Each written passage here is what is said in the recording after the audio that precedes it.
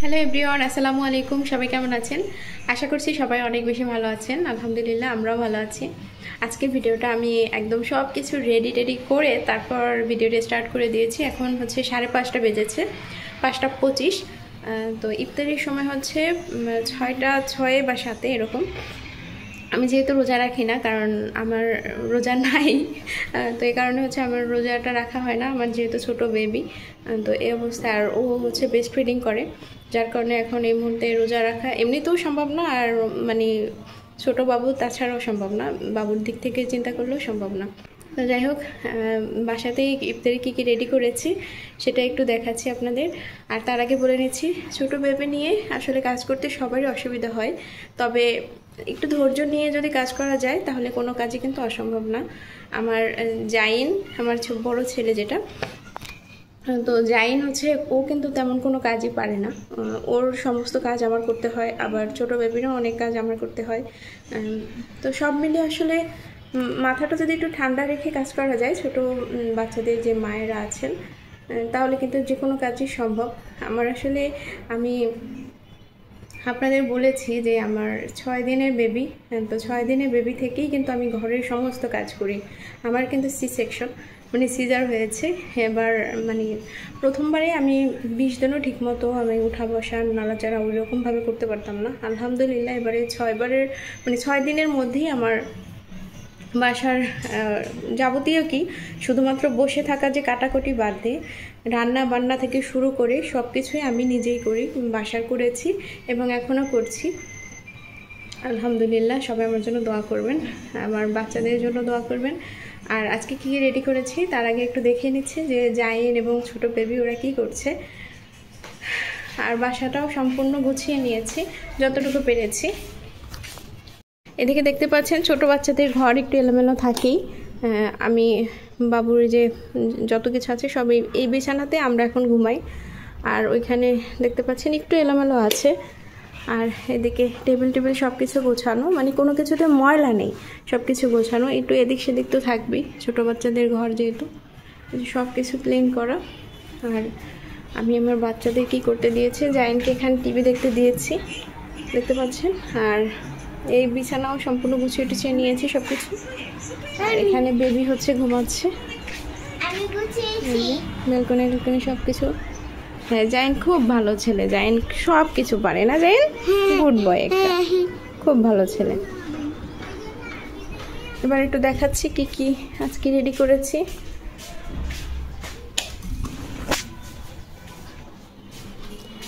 প্রথমে একটু রান্নাটা দেখাচ্ছি রাতের জন্য। সেহরিতে খাবে জাইনের বাবা এবং আমরা রাতে খাবো। ডিম ভেজে তারপর আলু দিয়ে এটা ভুনা করে নিয়েছি, একটা তরকারিতেই হয়ে যাবে। আর এখানে হচ্ছে বিরিয়ানি রান্না করেছি, অনেকগুলো বিরিয়ানি। তো এটা রান্না করার কারণ হচ্ছে দুবেলা বিরিয়ানি খেতে কেমন না কেমন লাগে, এই কারণ হচ্ছে তরকারিটা রান্না করে রেখেছি। যদি ভাত খেতে ইচ্ছা করে তখন আসলে এই তরকারিটা দিয়ে খেতে পারবে। আর এখানে হচ্ছে বিরিয়ানি রান্না করেছি, অনেকগুলো বিরিয়ানি, এই তো। আর এদিকে গতকালকের কিছু ভাত আছে, আর ভাত এখনো পর্যন্ত রান্না করি নাই, পাতিলটা ওখানে রেখে দিয়েছি। দেখি কিছুক্ষণ পরে তারপর রান্নাটা বসাবো। একটু আর্লি করে রান্না করলে ভাতটা নষ্ট হয়ে যায়। আর এদিকে দেখতে পাচ্ছেন আমি ফল কেটে রেখেছি, এই যে ফল কেটে রেখেছি, আপেল, শসা, আঙ্গুর, তারপর তরমুজ। আর এখানে হচ্ছে আমি জুসটা রেডি করে নিয়েছি, শরবত। এই তো বিরিয়ানি যেহেতু খাবে তাই আর ভাজা পোড়ার কোনো কিছু করি নাই, এতেই আমাদের হয়ে যাবে সবার। জাইনের বাবা এবং আমাদের দোকানের ম্যানেজার দুজনেই হচ্ছে আমাদের বাসাতে ইফতারি করে, তো দুজনেই হচ্ছে সবগুলো রোজা রেখেছি। আর জাইনের বাবার ক্ষেত্রে হয় কি, জাইনের বাবা রাতে 1টা বা 12:30টার দিকে ভাতটা খেয়ে তারপর আর সেহরি খায় না, তো যার কারণে তার মানে খাবার দাবারটা একটু দেখতে হয় যে আসলে মানে খুবই কম খায়। যতটুকু আমি জোর করে বলি যে তুমি সেহরি খাও, এর মধ্যে মাঝে একদিন সেহরি খেয়েছিল, তো সে বলে যে সেহরি খেয়ে রোজা রাখতে পারে না। তো সব মিলিয়ে আসলে আর একটু পরে জাইনের বাবা এবং আমাদের দোকানের ম্যানেজার সে চলে আসবে, তো ওনারা আসলে আমি খাবারটা টেবিলের উপরে সবাইকে বেড়ে দিব এবং সার্ভ করে দিব। আমি তো রোজা রাখি নাই, আমার আসলে রোজার মানে ইফতারি নিয়ে ওরকম কোনো প্যারা নাই, সবার সাথে খেতে বসি।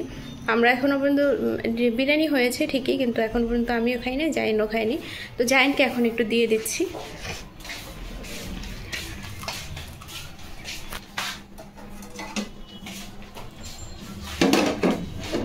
এই যে দেখতে পাচ্ছেন বিরিয়ানি, এখান থেকে জাইনকে দিয়ে দেবো কিছুটা।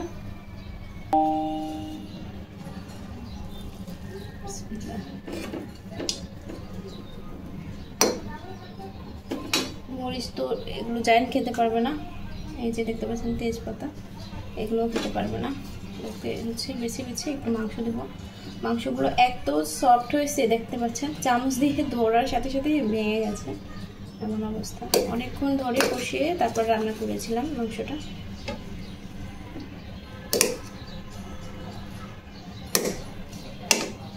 এখন রেখে দিচ্ছি, আর সিদ্ধটাও খুব ভালো হয়েছে। জাইনের এখানে একটু শসা দিয়ে দেবো, আর শসায় দিয়ে দিই, তরমুজ দিয়ে দিলে আবার দুটো মিক্স করে ফেলবে।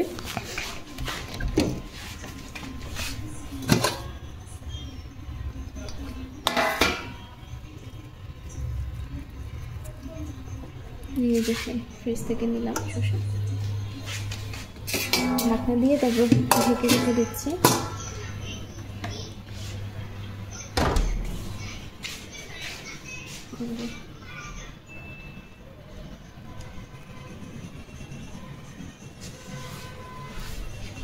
জাইন এটা কি দেখো তো, পোলাও। পোলাও না তো, বিরিয়ানি। কেন তুমি চামচ দেবো না হাত দিয়ে খাবো? চামচ। আচ্ছা বসো, তাহলে বসো, দিচ্ছি। জাইন আসলে চামচ দিয়ে খাওয়ার অভ্যাস, ও ম্যাক্সিমাম জিনিসে চামচ দিয়ে খেতে পছন্দ করে। আমার কাছেও ভালো লাগে যে বিরিয়ানি, তারপর ছোলা মুড়ি মাখানো, এগুলো চামচ দিয়ে খেতে বেশি ভালো লাগে। আর জাইনও ম্যাক্সিমাম জিনিস হচ্ছে চামচ দিয়ে খেতে পছন্দ করে। খাও, একটু খেয়ে দেখো,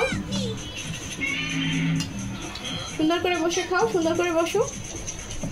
হ্যাঁ তো গুড বয়, খাও। হ্যাঁ উঠবে না, তুমি তাড়াতাড়ি খাও। ওয়াও, কেমন গরম? আচ্ছা তুমি আস্তে আস্তে খাও। তো একটু পরে ভিডিওটা আসলে এন্ড করে দেবো। জাইনের বাবা এবং ম্যানেজার চলে আসলে ওদেরকে আমি উত্তর দিয়ে দেবো। তো তখন ভিডিও শ্যুট করতেও পারি, আবার নাও করতে পারি, কারণ অনেক তাড়াহুড়ো থাকে। তারা আসি 10 মিনিট আগে, তো সব কিছু গোছাতে গোছাতে আর ক্যামেরা ওপেন করতে বা অন করতে মনে থাকে না।